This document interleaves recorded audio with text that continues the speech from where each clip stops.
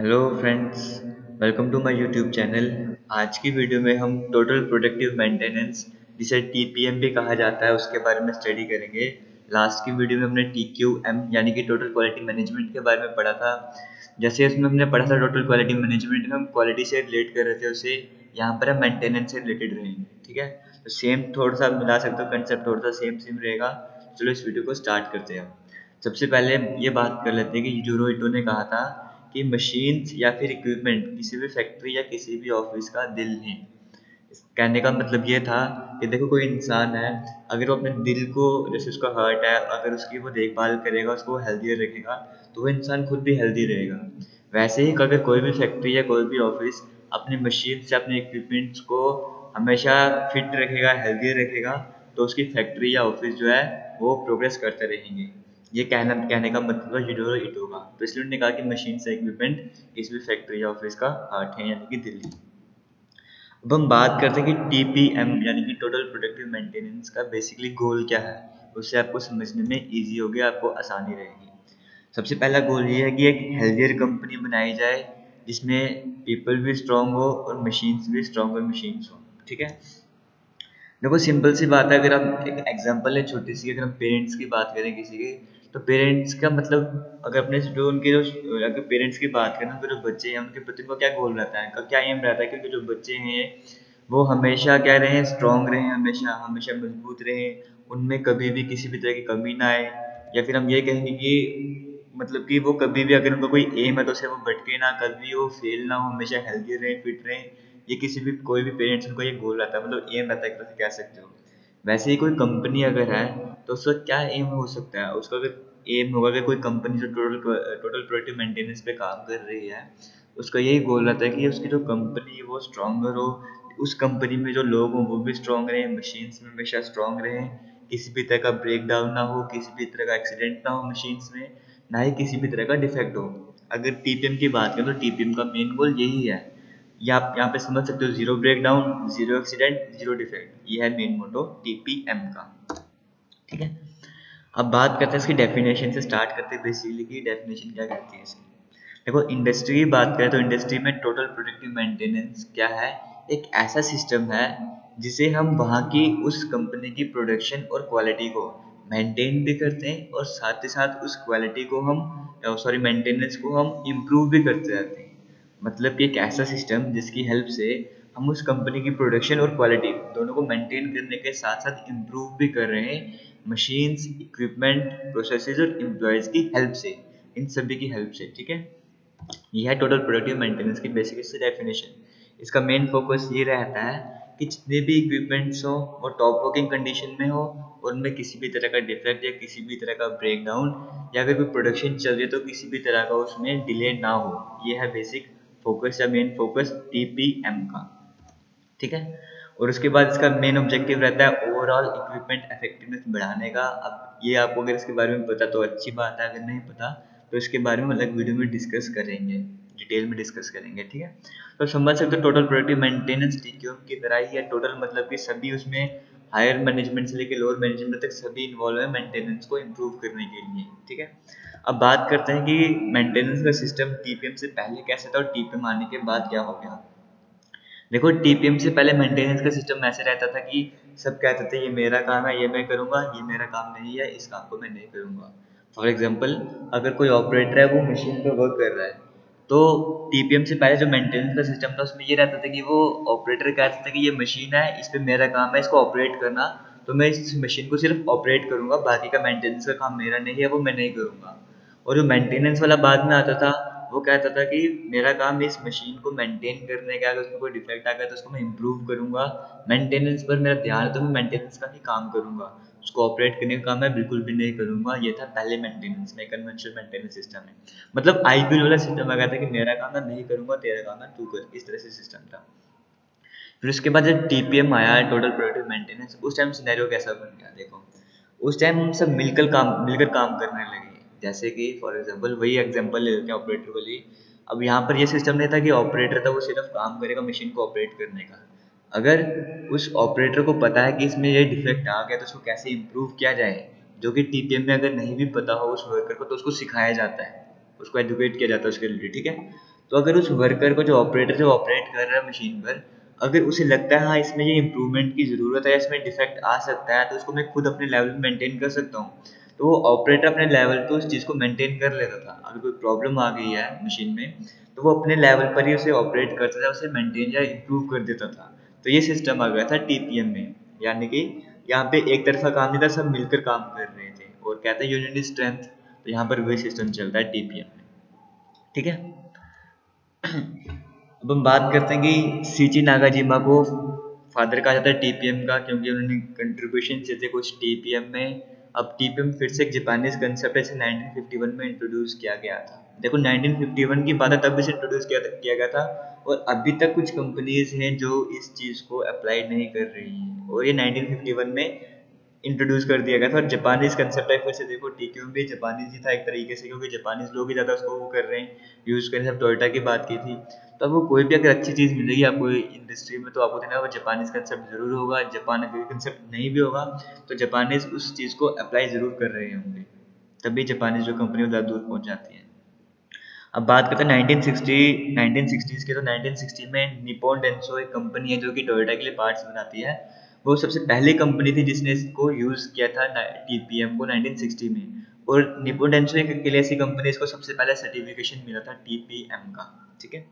तो ये भी बेसिकली फिर से टोयोटा के लिए काम करते हैं, नहीं जापानीज है ये भी, निप्पॉन डेंसो। ठीक है।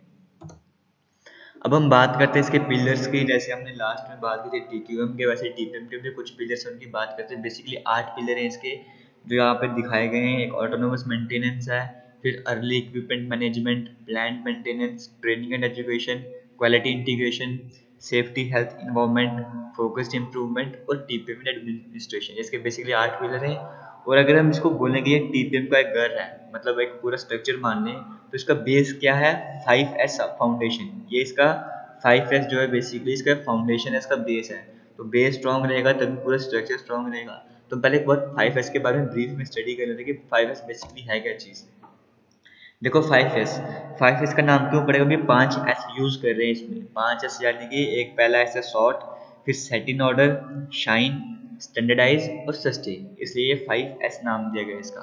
और इसका मेन गोल क्या है? एक ऐसा वर्क इन्वायरमेंट क्रिएट किया जाए जो कि क्लीन भी हो और प्रॉपरली इसको ऑर्गेनाइज भी किया जाए, मतलब क्लीन हो और वेल ऑर्गेनाइज्ड भी हो। अब 5 एलिमेंट जो 5S हमने किया इसके बारे में स्टडी करते हैं। सबसे पहला है सॉर्ट। सॉर्ट का मतलब कि जो भी वर्क एरिया जहाँ पे भी वर्क करना है, वहाँ पे एक ऐसी चीज़ जिसकी ज़रूरत ही नहीं है उसे एलिमिनेट कर दो, वहाँ से बाहर फेंक दो, मतलब वहाँ से बाहर निकाल दो। जो चीज़ें हमें चाहिए वर्क एरिया में, उन वही चीज़ें वहाँ पे होनी चाहिए। यह आ गया पहला एस यानी कि सॉर्ट। सेकंड एस है सेट इन ऑर्डर। अब हमने क्या करते, जो चीज़ें नहीं चाहिए थी उन्हें वहाँ से अलग कर दिया, वर्क एरिया से जो चीज़ें हमें चाहिए थी उन्हें ही वर्क एरिया में रखा। सेकंड ऐसा सेट इन ऑर्डर, मतलब कि अब जो चीज़ें बच गई हैं जिनकी हमें ज़रूरत है उनको ऑर्गेनाइज करो, मतलब एक प्रॉपर वे में अरेंज करो उन्हें। उसके बाद आ गया शाइन, मतलब clean and inspect the work area. अब आपने क्या कर दिया, बेकार चीज़ों को बाहर निकाल दिया। बेकार इन द सेंस कि जो आपको वहाँ पे यूज़ नहीं करनी, उन्हें बाहर कर दिया। अब जो बाकी चीज़ें थी उन्हें आपने ऑर्गेनाइज कर दिया। अब थर्ड स्टेप में आप वर्क एरिया को साफ करो और उसे इंस्पेक्ट करो, उसकी इंस्पेक्शन करो। ठीक है, ये 3 स्टेप थे, बेसिक स्टेप। अब फोर्थ आ गया स्टैंडर्डाइज। स्टैंडर्डाइज में क्या किया गया कि जो हमने ऊपर के 3 स्टेप्स की बात की, इनको परफॉर्म करने के लिए, इन चीज़ों को अप्लाई करने के लिए कुछ स्टैंडर्ड्स बनाए जाए, वो आ गया स्टैंडर्डाइज। और फिफ्थ आ गया सस्टेन, मतलब कि इसमें सस्टेन वाले स्टेप में ये है कि इंश्योर कि जो हमने स्टैंडर्ड्स बनाए उनको रेगुलरली अप्लाई भी किया जा रहा है या नहीं। तो ये थे 5S फाउंडेशन और 5S का मतलब क्या चीज़ें हैं। अब हम ये जो 8 पिलर इनके बारे में स्टडी करते हैं वन बाय वन। सबसे पहले है ऑटोनोमस मेंटेनेंस। अब इसे हुआ क्या, ऑटोनोमस मेंटेनेंस से बेसिकली होता क्या है? देखो इससे क्या होता है, जो भी ऑपरेटर है जो काम कर रहा है वहाँ पर, उसको जो भी जिस इक्विपमेंट में वो काम कर रहा है उसके रिलेटेड उसको ऑनरशिप दे दी जाती है। मतलब उसको इस तरह से यकीन दिलाया जाता है कि अगर आप इस मशीन पर काम कर रहे हो तो ये मशीन आपकी है। अब कोई भी इंसान अपनी जो, अगर उसको लगता है कि हाँ ये चीज़ मेरी है, तो वो उसकी देखभाल सही से करता है, उस पर वर्क सही से करता है, और उस आदमी को उस चीज़ की नॉलेज बढ़ जाती है। अब देखो कि जैसे मान लो कि कोई इंसान है, तो उसको मोबाइल, मान लो कि मोबाइल चलाना नहीं आ रहा, उसको एंड्रॉयड मोबाइल आपने उसको दे दिया। एक में मान लो वो अनपढ़ था, आपने उसको एंड्रॉयड मोबाइल दे दिया। अब जब उस इंसान को पता है कि ये मोबाइल मेरा है, तो वो क्या करेगा, उस मोबाइल को चलाने की कोशिश करेगा, उसकी देखभाल करेगा। और जैसे जैसे वो उस चीज़ मोबाइल को चलाता जाएगा तो उसको मोबाइल के फंक्शंस पता लगते जाएंगे, उसकी नॉलेज बढ़ती जाएगी। वैसे यहाँ पे भी सिस्टम आ गया।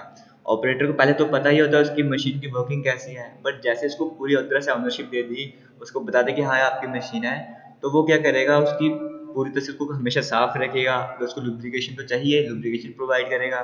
साथ ही साथ उसकी नॉलेज भी बढ़ती जाएगी उस मशीन से रिलेटेड, जिससे क्या होगा, एक बेनिफिट ही रहेगा एक तरीके का। या क्या ऑटोनोमस मेंटेनेंस में फिर आता है क्वालिटी मेंटेनेंस। क्वालिटी मेंटेनेंस में सिंपल सी बात है, क्वालिटी मेंटेन करना, जैसे कि लास्ट वीडियो में हमने डिस्कस किया था। तो इसके सिंपल सा इसका क्या इफेक्ट पड़ेगा, इसका इफेक्ट ये रहेगा कि डिफेक्ट्स जो है वो कम हो जाएंगे। और डिफेक्ट्स अगर कम हो जाएंगे, सबसे पहली बात तो ये थी कि जैसे हमने टोटल क्वालिटी मैनेजमेंट में पढ़ा था कि आप ऐसा काम करो कि डिफेक्ट आए ही ना, पहले आप उस चीज़ को इस तरह से बना दो कि डिफेक्ट ना आए। यहाँ पे कुछ उस हद तक काम होता है कि अगर आ भी जाए तो कम डिफेक्ट आते हैं यहाँ पर क्वालिटी मेंटेनेंस की हेल्प से। रहता है training and education. Training and education में क्या कि वहाँ पे जो भी एम्प्लॉयज़ हैं उनको प्रॉपर ट्रेनिंग दी जाए, प्रॉपर एजुकेट किया जाए, टीपीएम के जो भी प्रिंसिपल्स हैं, जो भी इसके सिद्धांत हैं, वो उन सभी लोगों को समझाया जाए। और ये भी एक तरह से कि कुछ स्किल्स डेवलप किए जाए ऑपरेटर्स में। अगर कोई ऑपरेटर है उसको उस चीज़ के बारे में पूरी तरह से बताया जाए कि तो इस मशीन पे काम कर रहा है तो इस मशीन की वर्किंग ऐसे होती है, अगर इसमें कोई प्रॉब्लम आ जाए तो इसको ऐसे हैंडल करना है, इस तरह से। तो एक तरह से पूरी ट्रेनिंग और एजुकेशन प्रोवाइड किया जाए, ये भी एक पिलर है टीपीएम का। फिर नेक्स्ट है प्लान मेंटेनेंस। अब देखो प्लान मेंटेनेंस से क्या, अगर आप मेंटेनेंस की पहले प्लानिंग करके चलोगे, ऐसा होगा कि अगर आप प्लानिंग नहीं करोगे मेंटेनेंस की, तो ऐसा हो सकता है कि आपकी जो मशीन इस पे आप काम कर रहे हो, जब आप प्रोडक्शन चल रही है, प्रोडक्शन के टाइम पे वो मशीन फेलियर हो जाए या कोई फेलियर आ जाए उसमें, तो उस मशीन को रोकर आप मेंटेन करोगे, तो वो प्लानिंग वाली चीज़ नहीं हुई। तो प्लान मेंटेनेंस में कहने का मतलब कि पहले तो आप उसको सही से, वो तो चलो नेक्स्ट स्टेप है। प्लान मेंटेनेंस का मतलब ये होगा सिंपल लैंग्वेज में कि आप प्लानिंग से के साथ चलो, कि जैसे आपको पता है कि हाँ आज के दिन या कल के दिन इस मशीन पर किसी भी तरह की हमें प्रोडक्शन नहीं करनी है, तो आप क्या करो, जब उस चीज़ पे प्रोडक्शन रुकी हो, उस मशीन की प्रोडक्शन ना हो रही हो या उस मशीन की हिसाब से प्रोडक्शन ना हो रही हो, तब आप उसकी मेंटेनेंस कर लो, एक प्लान डालो प्रॉपर सा, वो होगा प्लान मेंटेनेंस में। फिर नेक्स्ट पिलर आ गया safety, health and environment. Simple सी चीज़ है ये तो, मतलब कि आप क्या करोगे, जो भी वहाँ पे ऑपरेटर वर्क कर रहा है उसे इस तरह से महसूस करवाओ कि वो एक एक्सीडेंट फ्री वर्क प्लेस में काम कर रहा है। उसका मेन मोटो भी यही है, एक्सीडेंट फ्री वर्क प्लेस, कि जहाँ पे किसी भी तरह का रिस्क ना हो, हेल्दी मतलब इन्वायरमेंट हेल्दी रहे और सेफ्टी इन्वायरमेंट रहे, वहाँ पे जो सभी इजीली काम भी करेंगे, बिना प्रेशर के काम भी करेंगे। तो ये उसका नेक्स्ट पिलर सेफ्टी, हेल्थ और इन्वायरमेंट। उसी तरह से नेक्स्ट पिलर है फोकस्ड इम्प्रूवमेंट। फोकस्ड इम्प्रूवमेंट एक तरह से काइजन आप कह सकते हो, ये भी वही चीज़ है। इन सबके जापानीज नेम भी है, वो मैंने आपको बताया नहीं होंगे, वो याद करना पड़ता, तो इसलिए सिंपल से इंग्लिश जो लैंग्वेज में नाम है 8 प्लस, उनके बारे में डिस्कस कर रहा हूँ। फोकस्ड इम्प्रूवमेंट का मतलब काइजन, काइजन के बारे में नेक्स्ट वीडियो में पढ़ेंगे। काइजन का मतलब, इसका फोकस्ड इम्प्रूवमेंट का सिंपल सा मतलब ये है कि कंपनी में जो भी वर्कर काम करे उन सभी का कुछ ना कुछ टैलेंट होगा, उन सभी के टैलेंट्स को यूज़ करके कुछ ना कुछ आप इम्प्रूवमेंट करते रहो। तो ये आ गया फोकस्ड इम्प्रूवमेंट में, जिसे काइजन भी कहा जाता है। नेक्स्ट पिलर आ गया अर्ली इक्विपमेंट मैनेजमेंट। देखो अर्ली इक्विपमेंट मैनेजमेंट से क्या होगा या क्या होता है इससे, यहाँ से पढ़ सकते हो maintenance is simpler and more. अच्छा ये जो सेकंड पॉइंट है, यहाँ से आप समझ जाओगे आप कि क्या है अर्ली इक्विपमेंट मेंटेनेंस। देखो अगर कोई भी चीज़ आप कोई इक्विपमेंट ला रहे हो, उसको आप इंस्टॉल कर रहे हो, तो उससे पहले जो भी वहाँ का एम्प्लॉय है, अगर उसकी वो प्रॉपर मतलब उसको ओवरव्यू कर ले, उस चीज़ को देख ले कि हाँ ये चीज़ इंस्टॉल होने जा रही है, इसमें कोई प्रॉब्लम तो नहीं है या इसमें कोई डिफेक्ट तो नहीं है, तो उसके बाद अगर ये सब स्टेप्स के बाद उसको इंस्टॉल किया जाए, तो उस चीज़ की मेंटेनेंस भी सिंपलर हो जाती है। मेंटेनेंस सिंपलर हो जाएगी तो उसके बाद क्या होगा, आपको जो बाद में कॉस्ट वगैरह आएगी वो सब उसमें नहीं पड़ेंगी। तो ये गया अर्ली इक्विपमेंट मैनेजमेंट में। फिर अगर नेक्स्ट पिलर जो है वो TPM in administration. TPM in administration का मतलब है कि जो भी हमने टेक्निक्स बात की टीपीएम की, उसको जो अप्लाई किस तरह से अप्लाई किया जाए वो सब आ जाएगा। जैसे सिंपल एडमिनिस्ट्रेशन का काम आ गया यहाँ पे, ठीक है, कि जो टीपीएम की जो भी टेक्निक्स उनको अप्लाई किया जाए, वो हो गया टीपीएम इन एडमिनिस्ट्रेशन में। तो ये थे बेसिकली 8 पिलर जो हमने डिस्कस किए टीपीएम के बारे में, कि कैसे इसमें वर्किंग वगैरह होती है या क्या क्या पिलर्स हैं इसके। तो देखो अगर आपको टीपीएम में अभी कोई अगर डाउट है, किसी भी तरह का डाउट है, तो मुझे कमेंट करके ज़रूर बता दें, मैं आपको रिप्लाई ज़रूर करूँगा। आज की वीडियो में इतना ही था। Thank you. जय हिंद।